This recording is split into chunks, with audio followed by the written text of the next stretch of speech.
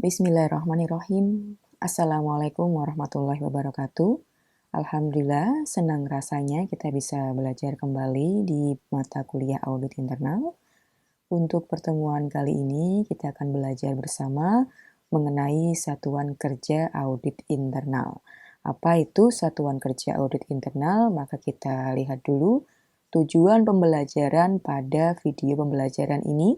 Yang pertama adalah pengertian satuan kerja audit internal. Jadi, mahasiswa nanti mengetahui pengertian satuan kerja audit internal. Kemudian yang kedua, mengetahui peran satuan kerja audit internal. Yang ketiga, mengetahui struktur organisasi satuan kerja audit internal. Yang keempat, mengetahui aktivitas satuan kerja audit internal. Setelah mengetahui, maka bisa memahami apa itu satuan kerja audit internal dari keempat tujuan pembelajaran ini. Untuk tujuan pembelajaran yang pertama, mari kita pahami dulu apa itu pengertian satuan kerja audit internal.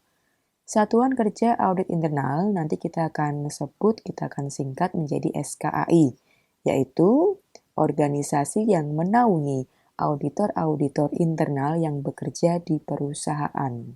Jadi, auditor-auditor yang sudah direkrut atau diangkat oleh pimpinan organisasi dan dewan dikoordinasi oleh SKAI untuk melaksanakan kegiatan auditnya. Dalam sebuah organisasi, auditor internal tidak bekerja sendiri, melainkan bekerja dengan timnya. Nah, timnya tersebut tergabung dalam yang namanya SKAI. Ada pimpinannya dan struktur organisasinya. Itu ya. Jadi ada satu bagian tersendiri yang bernama SKAI dalam setiap organisasi yang di dalamnya ada auditor internalnya. Untuk tujuan pembelajaran kedua, mari kita pahami tentang peran satuan kerja audit internal. Yang pertama, apa perannya? Bahwa SKAI itu memastikan bahwa fungsi audit internal perusahaan berjalan sesuai dengan konsep yang telah disusun sebelumnya. Jadi untuk SKAI ini memahami konsepnya dulu, kemudian dibandingkan apakah kinerja perusahaan atau organisasi itu telah sesuai dengan konsep yang sudah disusun sebelumnya. Misalnya, sesuai nggak dengan visi misinya, sesuai nggak dengan SOP-nya, nah sesuai nggak dengan dokumen-dokumen yang berisikan tentang landasan atau dasar atau tugas, fungsi, dan kinerja perusahaan tersebut. Tupoksinya masing-masing sudah sesuai, sudah berjalan atau belum. Kalau belum, maka diberikan apa? Masih ingat kemarin? Diberikan rekomendasi. Jadi yang pertama adalah memastikan bahwa fungsi audit internal itu sudah berjalan sesuai dengan apa yang diinginkan oleh organisasi tersebut yang tertuang dalam dokumen-dokumen dasar visi, misi, profil perusahaan yang nanti bisa juga dijabarkan ke dalam SOP dan sebagainya. Begitu ya untuk yang pertama. Kemudian yang kedua, yaitu SKAI mendorong auditor internal melaksanakan kinerja dengan ekonomis, efektif, dan efisien. SKAI itu adalah payungnya auditor internal, maka dia itu mendorong auditor internal yang tergabung dalam satuan kerja audit internal untuk melaksanakan kinerjanya. Jadi dengan adanya payung itu, dengan adanya organisasi itu, dengan adanya tim itu, maka muncullah semangat bahwa auditor internal tidak bekerja sendiri, melainkan dengan tim. Nanti ada instruksi, kemudian nanti ada evaluasi untuk melakukan kinerja yang ekonomis. Apa itu ekonomis? Yaitu apa? Yang bab 1 atau bab 2 kemarin, bahwa melakukan kinerja itu menggunakan sumber daya yang paling murah. Paling murah ya. Kemudian efektif itu sesuai target, sesuai sasaran, dan efisien itu outputnya maksimal. Jadi murah boleh, tapi harus efisien, outputnya harus maksimal. Dan efektif, jangan lupa, sesuai dengan target yang ditetapkan oleh pimpinan Satuan Kerja Audit Internal. Kemudian yang ketiga, menyatukan dan mengharmonisasi berbagai disiplin ilmu yang dimiliki oleh para auditor internal. Di bab sebelumnya sudah dijelaskan bahwa auditor internal itu ada yang berlatar belakang keuangan, ya, ekonomi, akuntansi, ada hukum, ada teknologi informasi, ada kearsipan, psikologi, dan seterusnya. Itu biasanya karakter personalnya itu terbentuk juga atau terbedakan juga berdasarkan latar belakang keilmuan. Jadi untuk menyatukan tidak harus sama, satukan dan diharmonisasi. Mengharmonisasi auditor internal. Tidak boleh ada yang merasa paling pintar, paling jago, paling baik sendiri, melainkan harus melengkapi. Mungkin auditor bagian keuangan merasa paling teliti karena dia keuangan, tapi belum tentu misalnya bagi yang lulusan hukum, misalnya logikanya paling tinggi, misalnya seperti itu hanya misalnya ya. Atau bagian psikologi yang latar belakang psikologi yang merasa paling peka melihat risiko yang ada. Tidak boleh saling merasa paling benar, paling kuat ilmunya. Jadi harus benar-benar saling melengkapi dan mendukung untuk kinerja Satuan Kerja Audit Internal. Yang keempat adalah melakukan upgrading. Nah, upgrading itu apa? Peningkatan keilmuan, peningkatan keterampilan secara berkelanjutan terhadap sistem manajemen audit yang digunakan. Jadi walaupun sudah menjadi audit internal, ilmu itu akan berkembang terus. Maka harus sering-sering membaca dan sering-sering mengikuti kegiatan-kegiatan yang berhubungan dengan audit internal. Misalnya workshop, kemudian fokus group discussion, kemudian seminar-seminar yang berkaitan dengan audit internal. Kemudian ikut juga dengan sertifikasi-sertifikasi, semua diikutkan. Nah, pengikutsertaan itu dikelola atau diketahui oleh pimpinan Satuan Kerja Audit Internal. Ada surat masuk, dibaca dulu, lalu didisposisikan. Siapa yang berhak melakukan upgrading? Siapa yang berhak untuk dikirim mengikuti pendidikan pelatihan? Nah, itu fungsinya Satuan Kerja Audit Internal.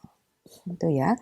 Untuk tujuan pembelajaran selanjutnya, kita akan mengetahui apa itu, bagaimana struktur organisasi Satuan Kerja Audit Internal.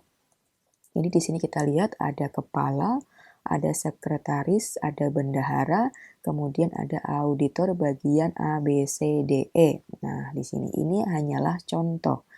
Nah, untuk kepala dan bendahara sekretaris itu ya, itu bagian inti.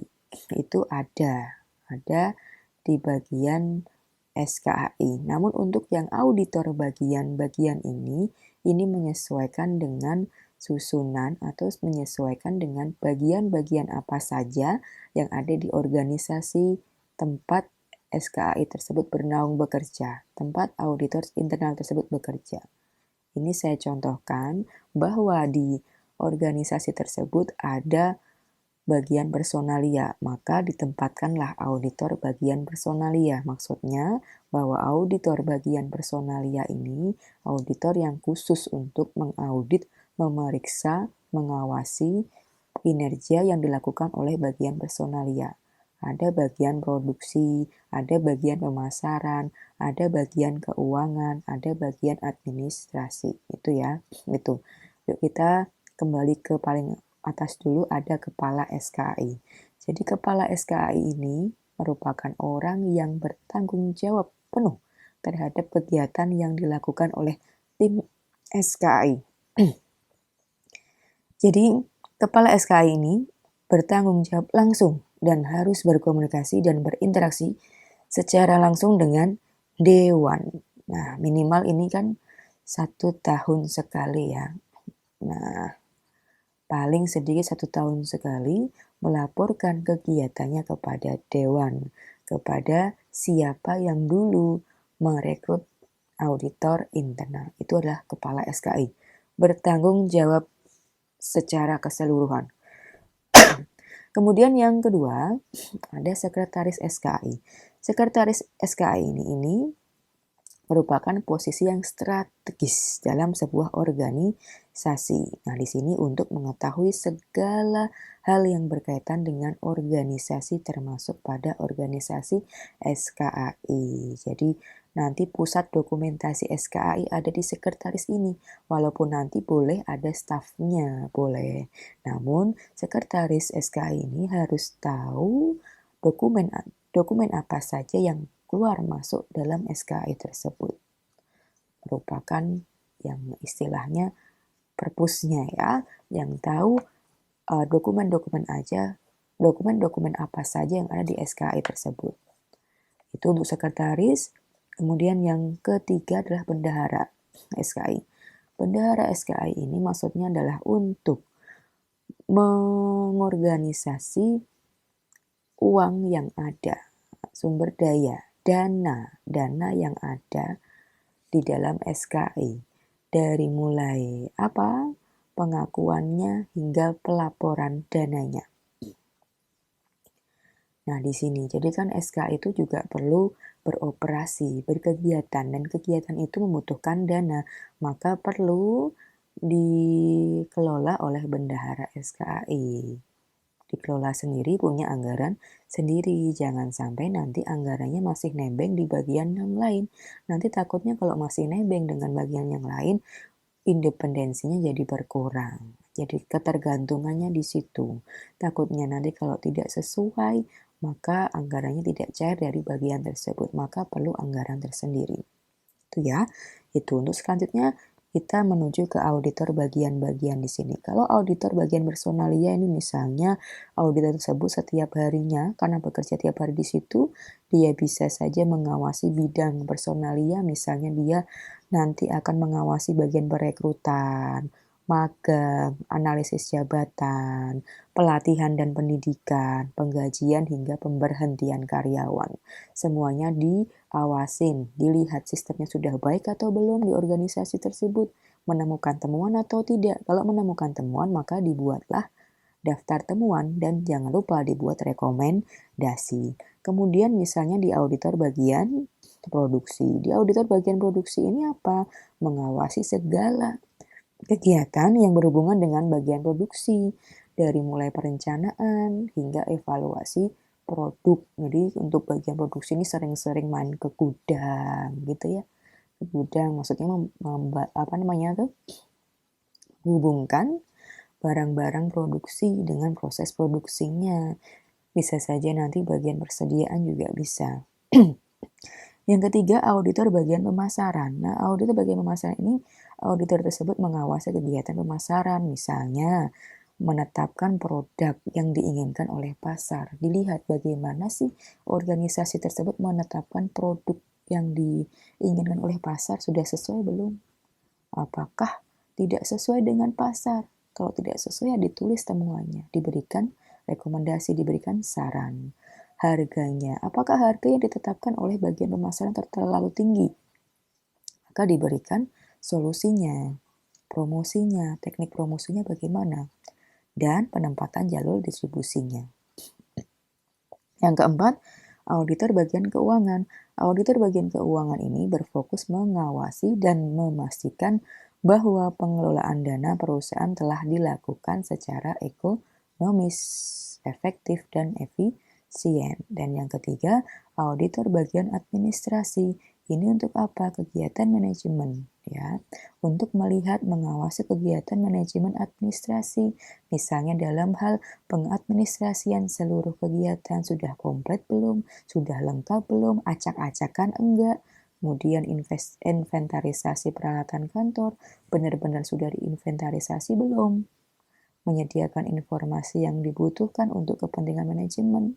Benar-benar selalu ada nggak bagian administrasi untuk manajemen? Apakah adanya cuma saat dipanggil. Nah, begitu ya. Yang selanjutnya misalnya untuk mengaudit tentang pengarsipan data, sehingga data tersebut mudah untuk diakses oleh yang membutuhkan. Tidak saja waktu dibutuhkan langsung kelabakan membuat arsip secara dadakan. Nah, begitu itu untuk bagian administrasi. Lalu, untuk tujuan pembelajaran yang selanjutnya, kita akan melihat bagaimana SKA tersebut beraktivitas. Aktivitas SKA itu terbagi menjadi 4 ya. Ada yang rutin, ada yang terjadwal, ada yang momentum, dan ada yang mendadak. Kalau yang rutin ini berarti kan tiap harinya. Yang rutin ini tiap harinya itu SKAI, di dalam SKAI, auditor-auditor internal yang ada di dalamnya ini melakukan pemetaan risiko. Memetakan risiko yang bisa terjadi dalam organisasi tersebut.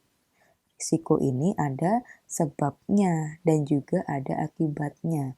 Kalau sebabnya itu bisa bersumber dari dalam organisasi. Misalnya dari kesalahan orang dalam organisasi tersebut. Kita sering dengar human error. Maksudnya apa?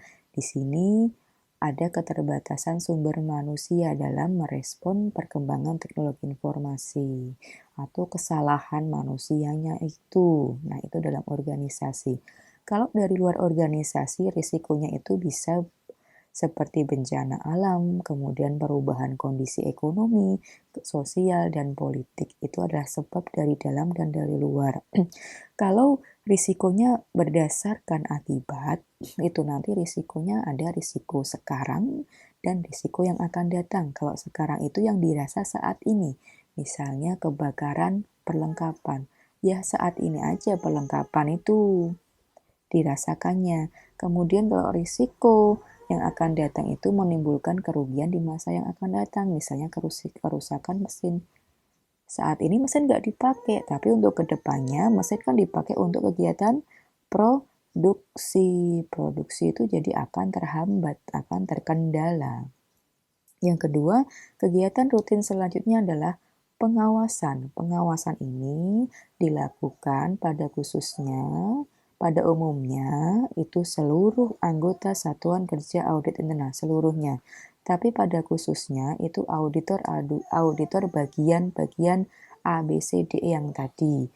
Pengawasan misalnya auditor bagian personalia. Jadi setiap harinya itu auditor personalia misalnya ini mengevaluasi kedisiplinan karyawan. Apakah sudah sesuai dengan SOP yang ada? Apakah melanggar aturan-aturan yang ada? Itu misalnya di bagian personalia.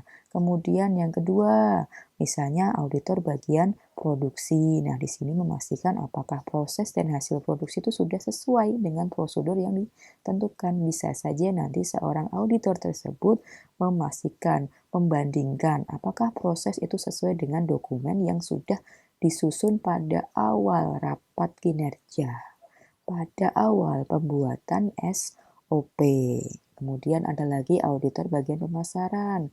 Nah, di sini kalau pemasaran kan pergi-pergi ya. Jadi auditor bagian pemasaran misalnya mengecek atau berkomunikasi langsung dengan customer, bertanya-tanya, melakukan wawancara, apakah teknik pemasaran yang dilakukan oleh organisasi itu sudah sesuai, sudah sampai, sudah mengena ke bagian customer. Nah, customer sudah dapat pesannya atau belum? Dapat pesan tapi tekniknya nggak tepat. Tekniknya sudah benar tapi penerimaan customer nggak suka. Misalnya teknik pemasarannya pakai WA, pakai SMS yang bertubi-tubi, itu sudah benar, tapi bahasanya mungkin yang kurang tepat atau membuat customer risih mendapatkan SMS bertubi-tubi kan risih juga ya, itu maka perlu evaluasi, perlu diberikan rekomendasi. Misalnya auditor bagian keuangan lagi.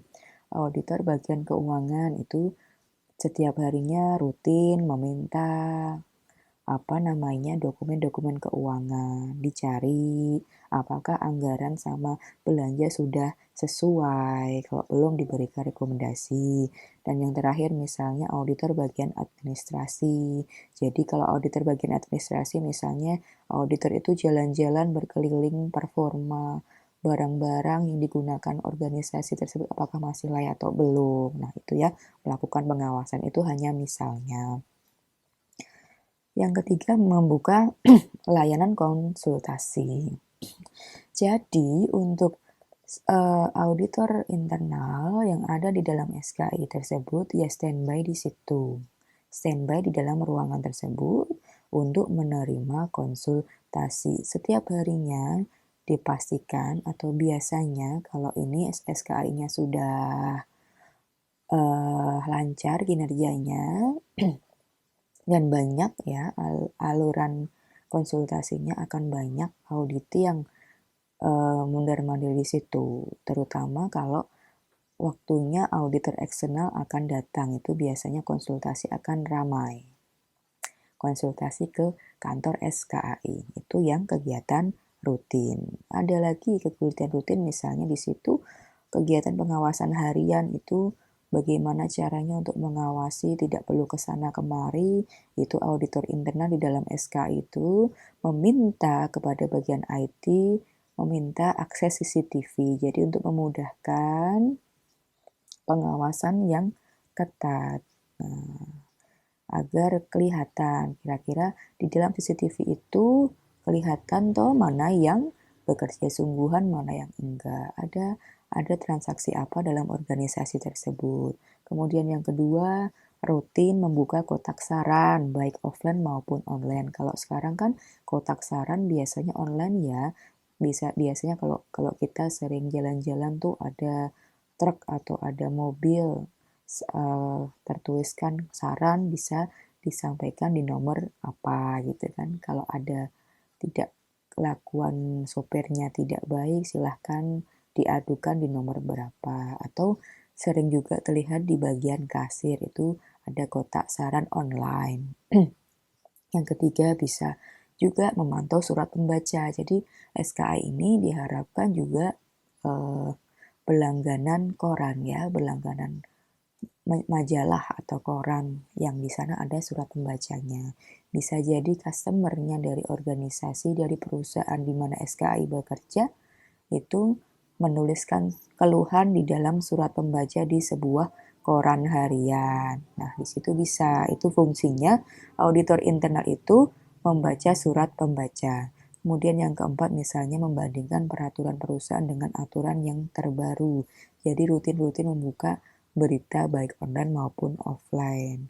Atau yang ekstrim lagi, bisa meminta bagian yang bersangkutan setiap mengirim email di-CC-kan atau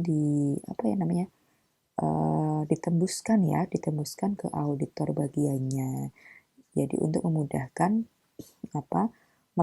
memudahkan pengawasan. Super ketat kalau di sini ya. Tuh, yang terakhir tadi untuk membuka layanan konsultasi yaitu tadi ya, bahwa semuanya, tapi nggak harus semua auditor standby di situ sih. Yang pasti ada shift-shiftan bisa. Misalnya bagian personalia jaga di kantor satuan kerja audit internal. Nanti kalau misalnya ada audit di bagian keuangan datang mencari auditor bagian keuangan kok nggak ada, ya sudah diterima dulu dokumennya oleh yang piket di situ. Kemudian nanti kalau auditor bagian keuangan yang tidak ada di kantor SKI misalnya sedang pergi mengawasi apa atau memeriksa apa, itu bisa disampaikan ke bagian auditor bagian keuangan yang tadi menerima dokumen. Itu ya, jadi layanan konsultasi ini tidak harus serta-merta di situ terus, enggak. Bisa dibuat sistem sendiri misalnya shift-shiftan. Nah, begitu. Untuk yang selanjutnya ada aktivitas satuan kerja audit internal yang terjadwal, ini bisa harian, bisa bulanan. Bulanan itu bisa 3 bulanan, bisa 6 bulanan, atau berapa bulanan juga boleh ya. Yang pasti di terjadwal ini dibuatlah timeline. Timeline ini nanti yang minimal isinya ada nomor, nama kegiatan, kemudian ada kolom-kolomnya, bulannya atau harinya. Kalau harian ini ya biasanya dituliskan ada papan tulis di dalam SKI tersebut. Besok itu hari apa dituliskan, besok ini rencananya apa dirincikan di situ. Jadi sebelum pulang itu sudah dituliskan besok mau ngapain aja gitu. Biasanya dan dicek oleh kepala SKI ya, kepala SKI. Kalau bulanan ya ini kalau teman-teman itu ikut himpunan mahasiswa apa atau Ormawa itu ada proker ya. Proker itu kan bentuknya satu halaman penuh, ada kotak-kotak, ada tabel-tabel di situ program kerja, kemudian dicentang-centang bagian kolom bulan apa. Nah, di situ contohnya, misalnya ngaudit apa dulu, ngaudit bagian personalia bulan Januari, maka yang di kolom Januari dicentang. Kalau perlu dibuat mingguan juga ya. Oh ya, di sini ada kata mingguan ya, harian mingguan bisa ya, harian mingguan bulanan dan tahunan. Tahunan misalnya untuk mengecek, untuk memeriksa kelayakan mesin, memeriksa kelayakan gedung atau dan seterusnya yang itu aset jangka panjang bisa dicek tahunan juga ya. Atau mengecek rekanannya bagian keuangan apakah itu terus bisa dibuat tahunan juga bisa. Untuk meminimalisasi adanya kecurangan. Dan yang ketiga adalah aktivitas momentum. Jadi untuk pemeriksaan momentum ini auditor internal dalam SKI bisa melihat berita-berita yang beredar di media massa, entah itu media massa secara online atau offline. Misalnya sedang marak berita, ini berita ya apa ya namanya, berita saat ini misalnya tentang pandemi. Nah, sudah vaksin atau belum, bisa dicek di situ apakah sudah vaksin atau belum. Kemudian berita harus pakai masker, pakai hand sanitizer, dicek seluruhnya apakah sudah mematuhi peraturan. Ini untuk kenapa harus dicek ya, ini nanti untuk keberlangsungan organisasi. Takutnya kalau tidak tidak sesuai dengan protokol kesehatan nanti bisa mengganggu kinerja organisasi tersebut ke depannya. Nah, gitu ya. Untuk momentum itu sesuai dengan apa yang sedang beredar, momentum apa yang sedang ada di berita-berita skala lokal, regional, nasional, bahkan internasional. Dan yang terakhir adalah aktivitas mendadak. Mendadak ini ditujukan untuk mengetahui, memastikan bahwa audit itu bekerja apa adanya. Jadi kadang itu kan ada orang ya, ada oknum yang kalau bekerja itu bekerja sungguhannya kalau diperiksa saja. Kalau tidak ada pemeriksaan itu bekerja seenaknya, maka dilakukan audit mendadak. Disidak ya, audit mendadak kalau kita kenal dengan sidak itu ya. Wah ada sidak nih, nah itu langsung uh, pada ya itu langsung apa saja kedandapan langsung terburu-buru, nah buru-buru mempersiapkan semuanya. Jadi untuk melihat apakah audit pada saat audit terjadwal, audit momentum itu benar-benar sesuai dengan yang dilihat. Kalau mendadak kadang kita datang ya, auditor internal datang ke bagian produksi tiba-tiba orang yang nggak ada atau bahkan sedang ngapain gitu kan bisa disambi main HP atau ngobrol juga bisa ya. Walaupun bisa dilakukan dengan CCTV. Namun kan CCTV itu kan sorotannya kita nggak ngerti ke arah mana. Bisa saja ya itu namanya audit internal ya. Jadi bukannya seuzon tapi kita benar-benar harus cermat melihat risiko yang bisa dilakukan oleh auditing. Itu saja yang bisa saya sampaikan untuk seluruh materi dalam kegiatan ini ya, kegiatan pembelajaran ini. Nah, untuk memperdalam, untuk memahami, saya bacakan dulu untuk kasusnya.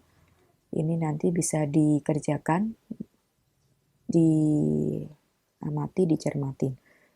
PT Sido Terbit adalah sebuah perusahaan yang bergerak pada usaha jamu dan memiliki SKI. Selama ini, peran audit internal sangat membantu perusahaan tersebut ketika menemukan adanya kecurangan yang dilakukan oleh karyawan. Seringkali SKI ini menjadi tempat berlindung bagi manajemen perusahaan dalam pemecatan pegawai.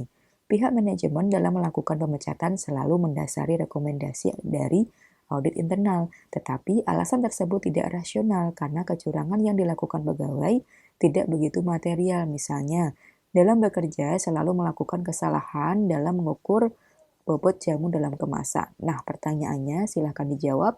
Apakah Anda setuju dengan peran SKAI tersebut? Berikan alasan dan solusinya.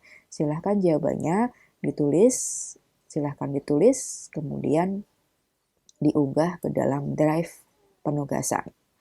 Nanti kita diskusikan bersama-sama di pertemuan secara daring. Gitu dulu ya untuk pertemuan hari ini tentang Satuan Kerja Audit Internal. Terima kasih sudah menyimak dari awal sampai akhir. Semoga bermanfaat. Dan kalau ada yang bisa saya jawab, ada yang ditanyakan, boleh komentar atau boleh ditanyakan langsung di perjumpaan daring nanti.